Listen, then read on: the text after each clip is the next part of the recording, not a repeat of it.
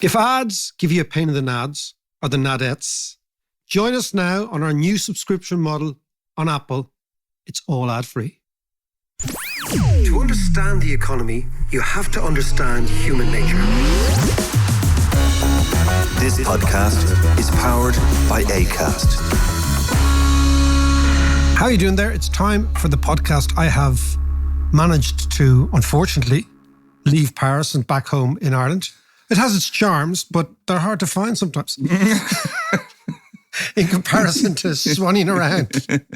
I heard you were extradited, actually. But anyway. Did you? What did you hear? So that was a great trip. It was a really good trip. And I tell you, it focused my mind on many things. But one of the things is what we're going to talk about today, which is alternative sources of energy.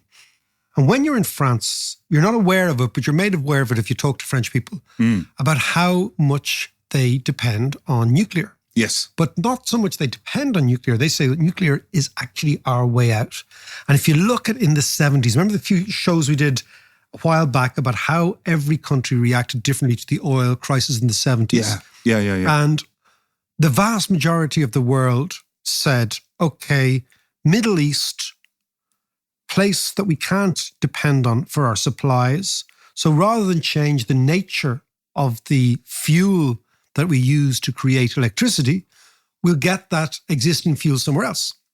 And that started the whole dependency on Russia thing, which culminated in what we know that Europe is hyper-dependent on Russian oil and gas. Yeah. Except for the French. You know, they say the French exceptionalism. Yeah. The French said, well, hold on a second. And this comes from a sort of a weirdness in post-war France, has always been like they didn't join NATO for a long, long time.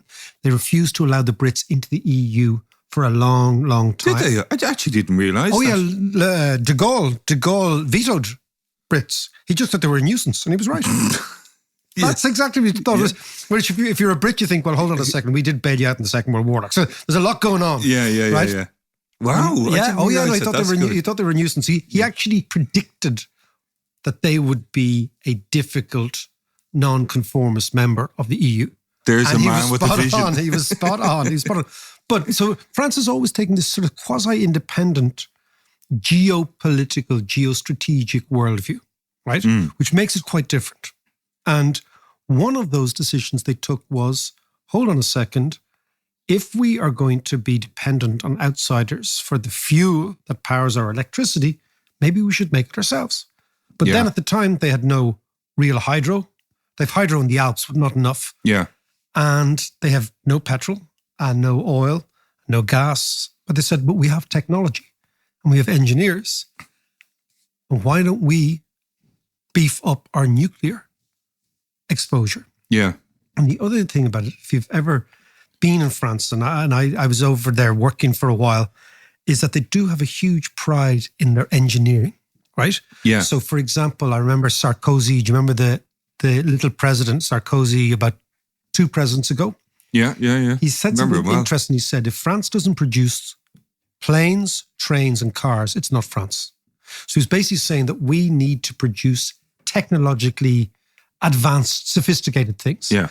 And it all comes from the fact that they have a real graw, as we'd say in Irish, for engineering. And French engineers are really quite brilliant. And the French state, since Napoleon, sees itself as an impressive thing, right? It's an impressive thing, this French state. So they build bridges, they build railways, they build companies. They've a really healthy startup sector now. Now they're very, and that's from Macron. Macron decided he would have 25 unicorns by 2025. Yeah. And they've also traditionally had the TGV, the Airbus, all these things, right? And so one of the things is said, we're going to build our own nuclear. And now they get over 75% of all their electricity from nuclear. So they're looking at an alternative. And this all comes back to our friend Napoleon. Remember? Napoleon was really big into the state. He was saying, we need a strong state in order to build a strong republic. And if we build a strong republic, then, of course, what Napoleon did is he wanted to export that idea, which he did to the Grand Army with various levels of success. But to come back to the point, the French have looked for, sought and executed an alternative energy strategy. And that alternative energy is nuclear. and safe. Yes. It's safe. Well, relatively as safe as it can be, I suppose, as a technology. Well, yeah, but in comparison to the amount of people who have died from, Pollution. global warming, pollution, yes, tidal things. No. It's a fair point. And it seems to be the future, and lots of people. And of course, I've made my bet, as you know, a bit premature when the McWilliams pension fund went up the yin yang with uranium stocks. You ain't retiring, man. You ain't retiring. 2007, I said, not for this, not for me, that Irish housing. I'll be ahead of the game. I'll call the Irish housing right. And what I'll do is I'll put my money into uranium because the future is nuclear. This was 15 years ago. Yeah. And then there was a tidal wave. But speaking of renewables in general, or low carbon energy sources, it was interesting I was reading Eamon Ryan earlier on this week, and he was saying absolutely no to nuclear, but he wants to put all the efforts into offshore wind, which I'm all for as well. But I think it's a mistake. I really do think it's a mistake to rule out. Of course it is. Just with a sweeping statement. The Greens have a deep, deep dilemma when it comes to nuclear, because all Green parties were founded on the anti-nuclear movement of the 1970s. Do you remember that Atomic Craft 9 Danka on the back of a Citroën de Chevaux, usually in suburban Ireland? There'd be this nuclear power, no thanks. And that was the Green. Actual fact, it was Petra Kelly, who was the leader of the German Greens, the first one, and she had an Irish dad and a German mom. Right. Petra Kelly. But so I think the Greens come from that legacy, that they find it difficult to get their head around nuclear. But let's talk about nuclear in the future. The key thing is that economics is all about energy. And if you can find an alternative source of energy that is cheap and renewable, then that should be transformative for the society. Yeah. So let's talk today about wind farm. Who are we going to talk to? Vanessa O'Connell, who's from Inish Offshore Wind. Okay, great. And they're making great inroads into wind energy for Ireland. And they're great plans. She's brilliant. But I think it's really important, as you say, to look at all the options that are on the table, from wind, solar, nuclear. Even nuclear. But I think over the next few weeks, I think we should talk to various different people and look at the various different energy options that we have. You're absolutely right. I remember actually years ago, John, writing The Pope's Children. And I came up with a character called Fair Trade Frank. Fair Trade Frank was an Irish serial protester who had gone to every single protest since Carnsore Point. Yeah. That was actually the ground zero of Fair Trade Frank. You know this type of person, right? Yeah. They're again everything, right? Okay. And anything, is going to intimidate Fair Trade Frank. But it was Carnsore, because when we were kids, anti-nuclear movement started in Carnsore Point. And it's interesting to see Eamon Ryan is still part of that Fair Trade Frank sort of politics. Whereas I think you're right. We're just going to have to look at everything. But do you know what, Mac? And you've always said this about the left. The left always look for traitors while the right look for converts. Yes, they do. It's very, very similar in the Green movement as well. Is it? Yes, because the problem, like I can go on with this and maybe we'll come back to this at another day, but my issue with the Green movement, it was one of those things where any hue of green, people jumped on it. When in actual fact, they needed to separate out all those individual issues, whether it is kind of save the polar bear, save the whale type stuff, or bypasses, or, we had Swampy and all those guys digging tunnels for bypasses to save snails and stuff, or to the real crux of it, climate change and energy production. And that's, they were all lumped in together and they should have been separated out and dealt with separately. And it's by lumping them all in together that they tend to have these disagreements. Exactly. We should end this section with a quote from the great Brendan Behan. Oh, go on. Because Brendan Behan described every great Irish movement, which he said, the first thing on the agenda is the split. And the Greens are the same. Well, I'll tell you what, Mac, let's go find out, because I'm really keen to find out more about wind energy. And as you say, that can we be the Saudi Arabia of wind in the North Atlantic? Saudi Arabia of renewables. That's just, it's a marketing man's dream. Well, let's go find out from somebody who actually knows what they're talking about. Wind as opposed to hot air, John. Luckily for John and I, we have somebody who actually understands wind energy, the potential of wind energy, the problems and the paths towards a solution.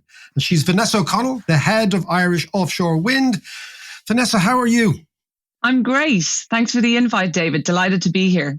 Not at all. No, just like a little bit about it. Tell me about your company before we talk about the issues. Tell me about the company, tell me about yourself, how you got into all this sort of stuff, and what you see as the future. Yeah, so I'm head of Inish Offshore Wind. We're a company, an Irish renewable energy company. We were set up over 2 years ago by Temporis with the support of Warwick Energy, who both have a real strong record in renewables and offshore wind. We're state-backed. We've got the backing of the Ireland Strategic Investment Fund, and we've got a huge ambition for offshore wind in Ireland. And Temporis as a company has sustainability as part of its DNA. So a little bit about myself. I've spent over 10 years working in the offshore wind industry. So I was over in the UK. I really had a fantastic career, sort of being at somewhat the start of offshore wind in the UK and seeing it sort of grow to, they were the global leader until last year. I think China passed them out. But yeah, it's been a phenomenal journey being part of, it's a Danish energy company, Ørsted, that I was working for.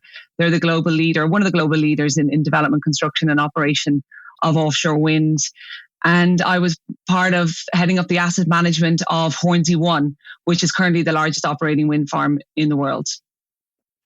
So tell me, Vanessa, right, from my simple thing, so you know all this sort of stuff, and we're going to talk about why the Danes seem to be ahead and whatever. But, you know, the very, very basic idea is we need to transition, the world needs to transition to renewable energy.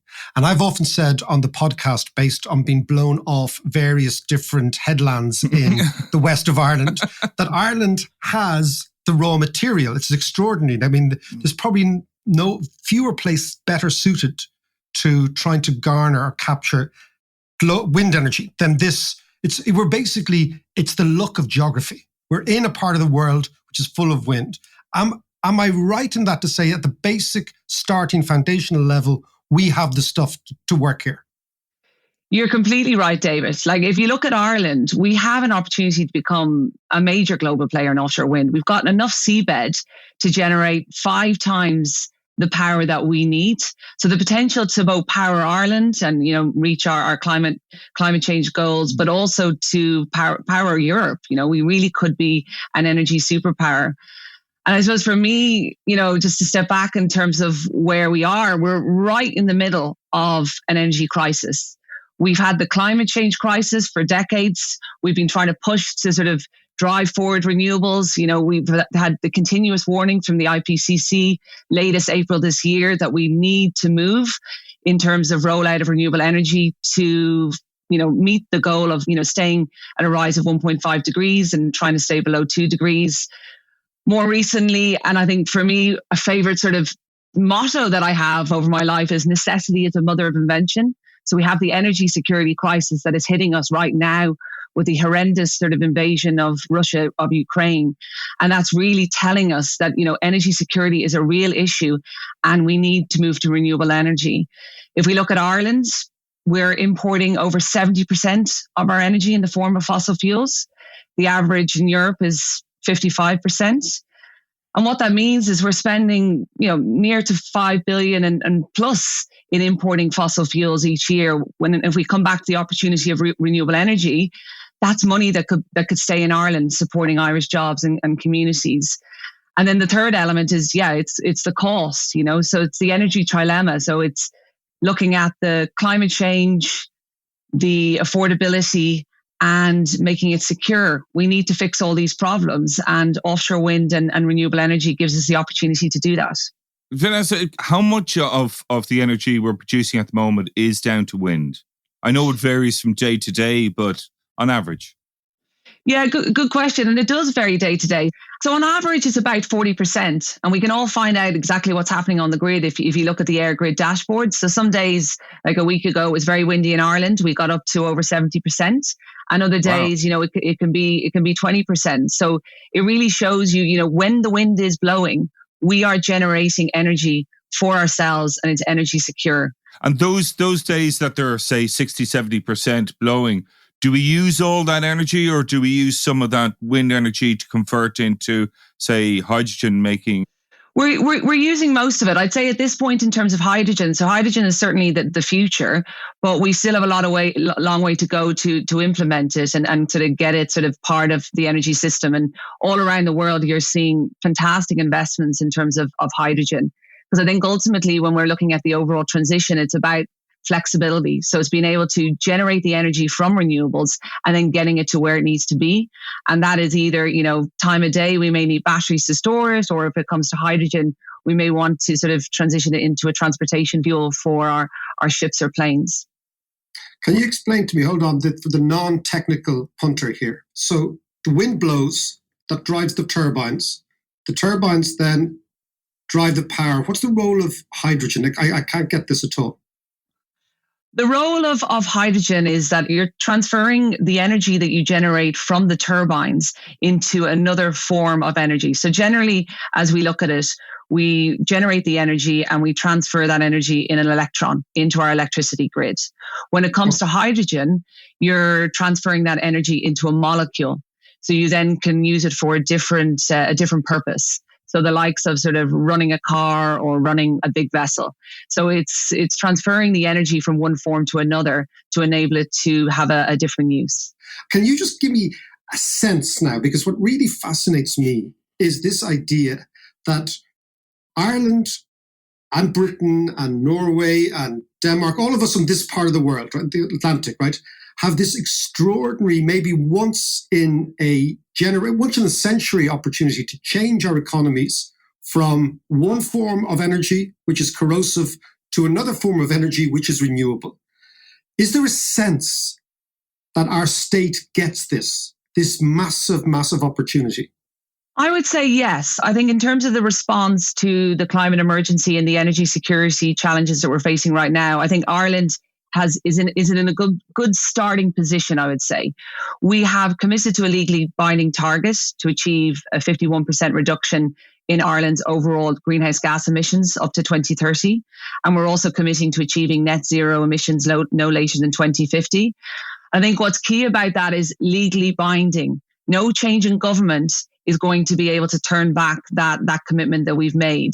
And I think there's sort of consensus across governments about the importance of that goal. Underneath that goal, then there's a number of initiatives to help us in the implementation. We've committed to the 80% of electricity to come from renewables by 2030. So we talked earlier about the 40% currently. So to enable that, we're really going to have to roll out a lot of renewable energy. So we're going to have to double the installed capacity of onshore wind from just over 4 gigawatts to 8 gigawatts. We're talking about solar. I know Ireland's not that sunny, but it still is a place that we can actually harvest that energy. So we're looking at a goal of 2.5 gigawatts. And then we've got the area that I'm focused in is 5 gigawatts of offshore wind. But it's not just that. So at the moment, we're focusing on these targets of 2030, but the government have also been recognizing the potential of offshore wind in the deeper waters in the Atlantic and in the Celtic Sea. So the potential for up to and potentially over 30 gigawatts of offshore wind. So I think the policy is there within the Climate Action Plan. The enablers in terms of offshore wind, we had the Marine Planning Bill that was published at the end of 2021. So for Ireland, that's a really important milestone. It's the first time we have a marine framework to enable us to develop our marine space. So that includes offshore wind.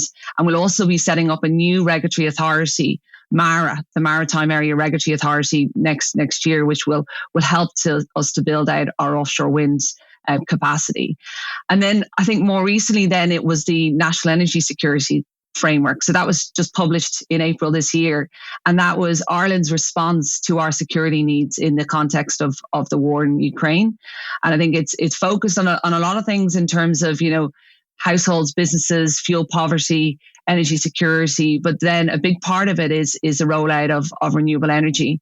And it was really great to hear actually Eamon Ryan also sort of announcing last week the urgency that we needed to apply to this, similar to that we've applied to COVID.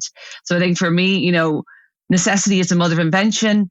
We saw when COVID came along that we all reacted and we got the vaccines, the public and the private sector working together to sort of solve the problem.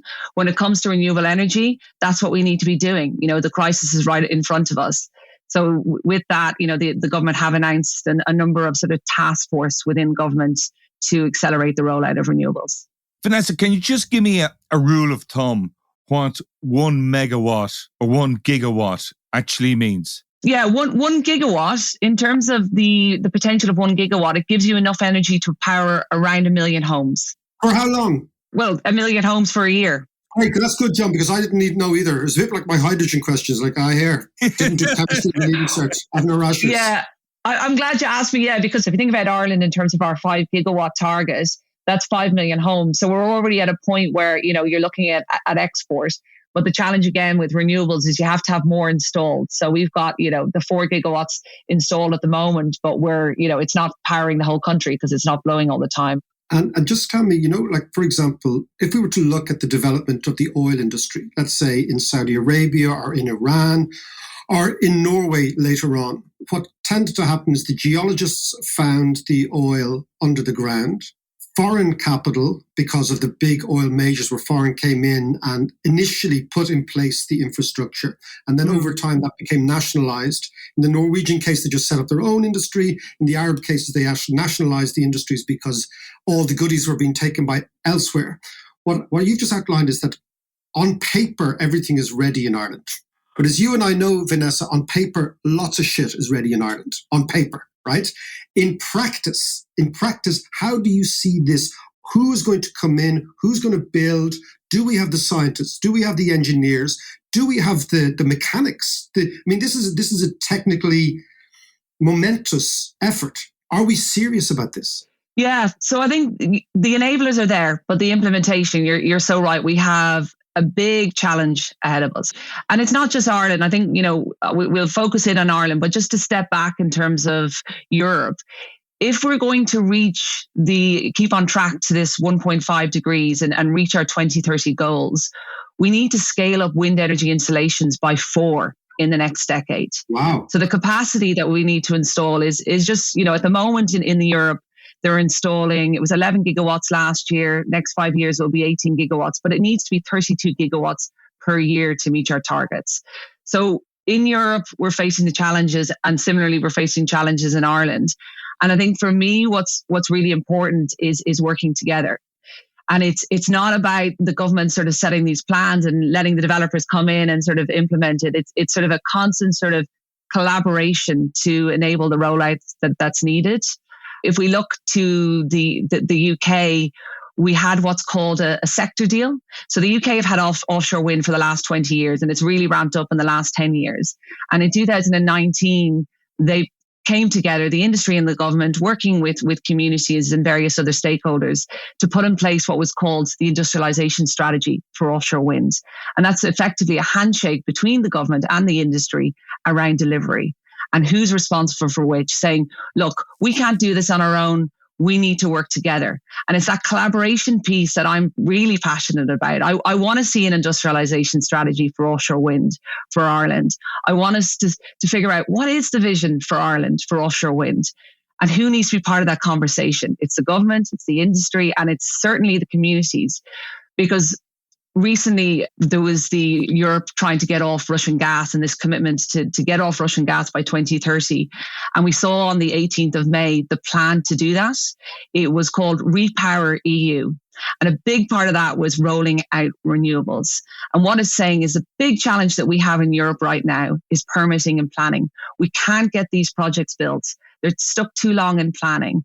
And what do we need to do about that? So I think there's a guidance from Europe to say you need to have a one-stop shop for renewables and you need to get these projects permitted within a year.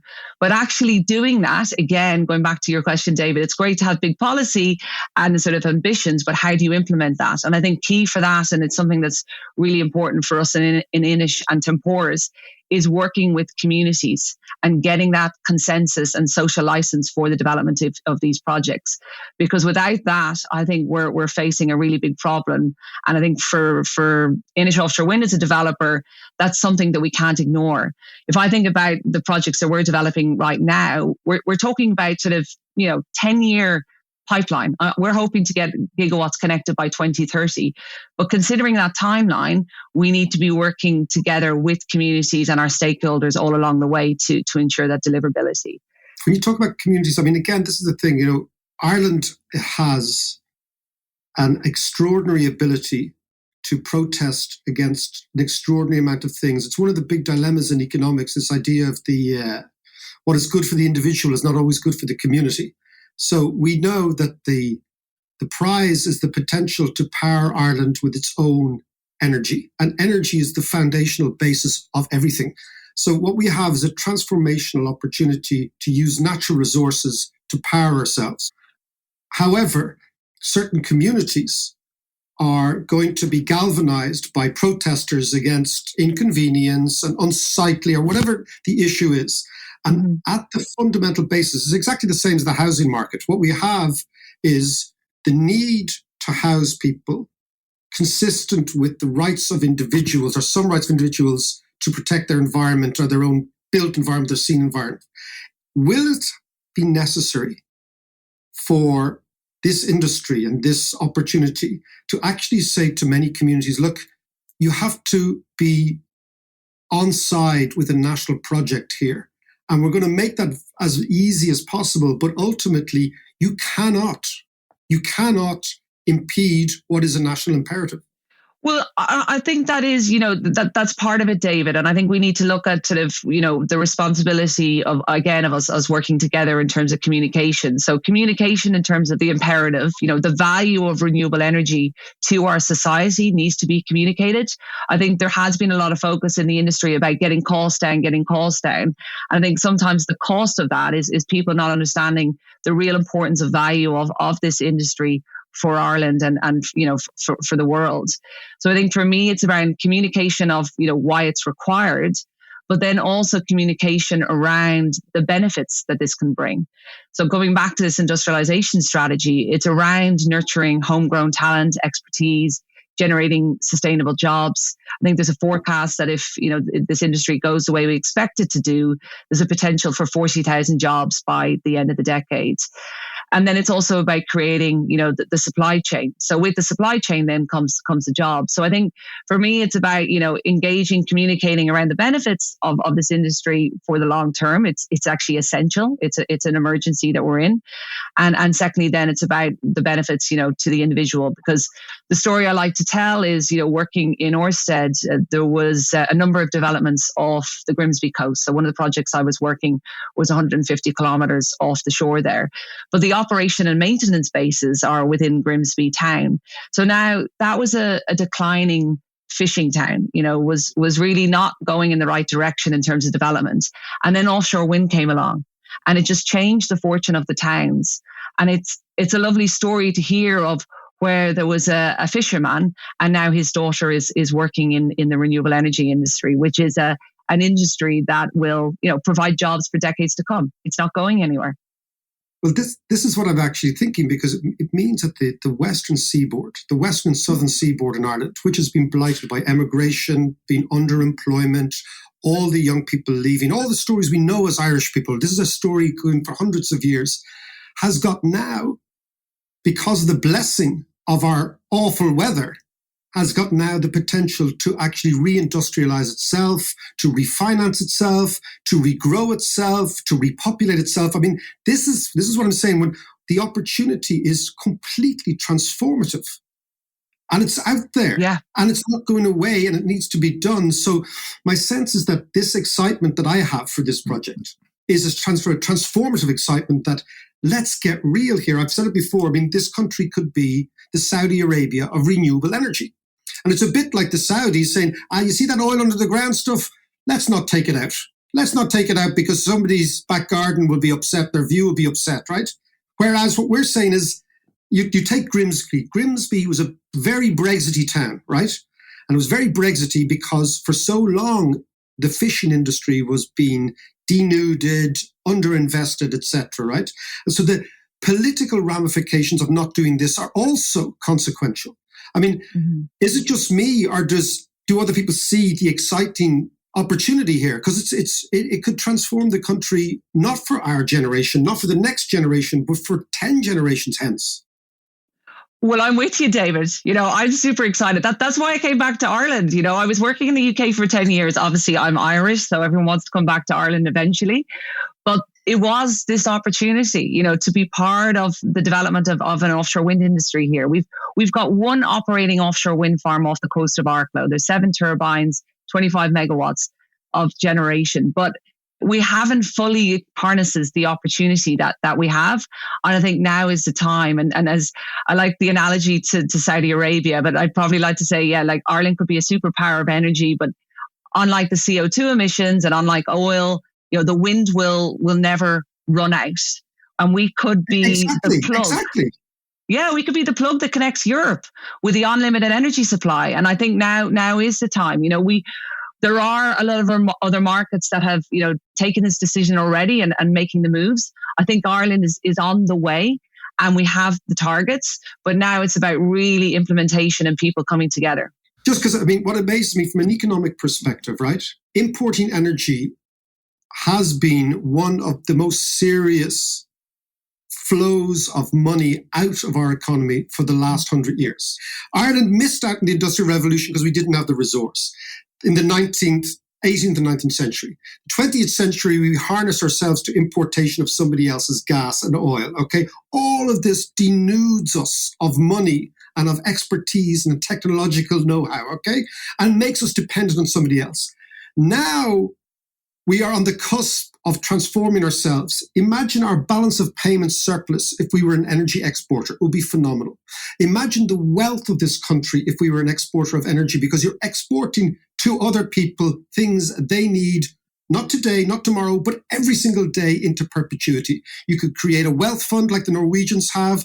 The Norwegians are now back for 350 years. They don't ever have to work again. I don't see that Irish people why don't we get this, that if we end up in an energy exporter of the magnitude of what is possible, the prospect of future generations of Irish people living in an extraordinarily prosperous and equal society are phenomenal. This is what every economist, every developmental economist in the world hopes for, which is that moment where you actually become self-sufficient in energy. That's the holy grail. And we have it now. And what you're saying is, Vanessa, we're not really awake to it just yet. Not just yet, but we're getting there. And I think, the time is now. And if you look back to COP26 in Glasgow, the big difference to 6 years ago, because it was delayed for a year because of COVID, was the focus on the public and the private sector working together. So public-private partnership.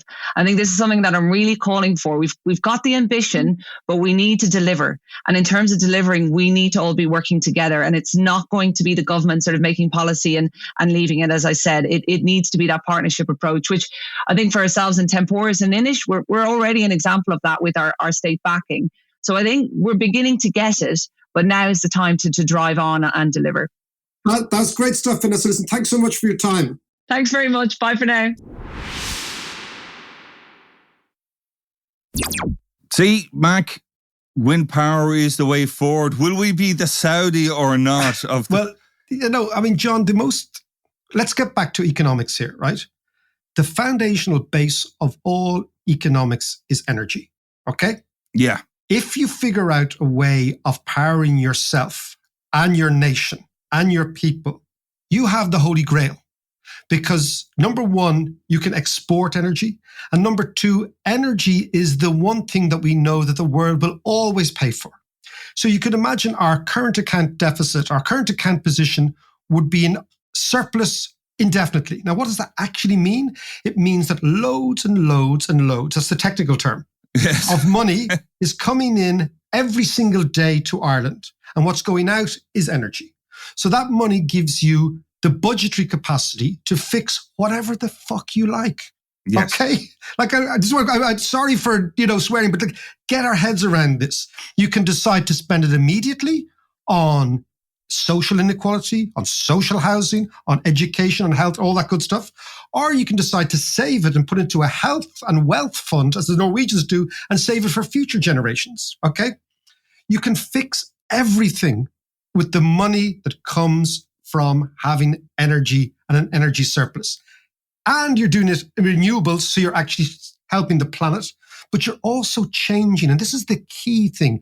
It's the industrial base of the country changes. So what you do is you create mechanical, technical, engineering, scientific opportunities for Irish people into perpetuity. That is the key, right? But the problem and so rather than producing graduates in engineering for export, you produce graduates in engineering for your own stuff. And then what you do is when you get good at this stuff, you export the technology because you are the guys who do it. Yes, so absolutely. Every single thing here on renewable energy screams that we should throw our entire weight behind this and actually have a policy, not for 10 years, not for 20 years, but for 100 years. I mean, as I said in the podcast, John, we missed the Industrial Revolution. We actually missed it because we didn't have any energy, right? And the parts of the world that had coal, which is the north of England, the Midlands of England, the Ruhr Valley, all those people, because of the energy they had, were able to build around this industries of steel and mechanical engineering and train building because they had the foundational source. Here we have the foundational source off the Atlantic coast, which is clean and renewable.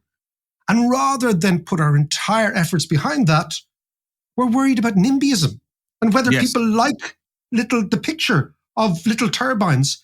So I think it's important to just see this in the totality. This is entirely transformative. It's also what I would say, John, I'll conclude this, is just the good fortune of geography, right? That we happen to have, for the first time ever, a geological or geographical perfect storm of location, of need, and of energy source. And it would be an appalling thing, and an appalling indictment of the vision of this country if we were to not only ignore this, but even worse, if we were to vote for people and elect people whose entire objective is to stall this. Before I let you go, I'm just going to give you a quick update. The Ducky Book Festival. It's the 18th of June weekend. We have an extraordinary array of economics, science, politics, culture, the whole shebang. We have 100 speakers coming from 5 continents covering all sorts of issues. We kick off Balloons Day the 16th with all sorts of Joyce in Carry On. It's the 100th anniversary of the publication of Ulysses, so we're going large on Joyce. John and I are kicking it off. We're going to even talk a bit of Joyce in all that malarkey. It'd be very eucaterical. Very eucaterical. All the way to the 19th of June, sunny Dalkey. Check it out, dalkeybookfestival.org.